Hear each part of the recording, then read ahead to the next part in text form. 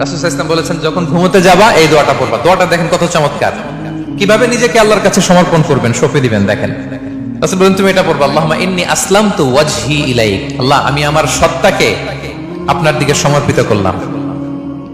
ওয়া ফাওয়াদতু আমরি ইলাইক, আল্লাহ আমি আমার সব কাজকে আপনার কাছে সুপর্দ করলাম। ওয়া আলজাতু যাহরি ইলাইক, আল্লাহ আমার পিঠকে আমি আপনার কাছে আশ্রয় রাখলাম। সুবহানাল্লাহ পড়বেন না?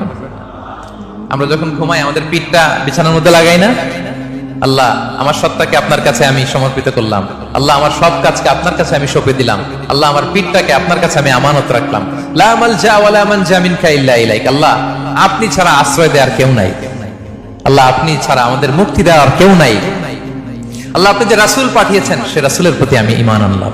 আল্লাহ যে কিতাব আপনি আসমান থেকে পাঠিয়েছেন ওই কিতাবের উপর আমি ঈমান আনলাম। সুবহানাল্লাহ পড়েন।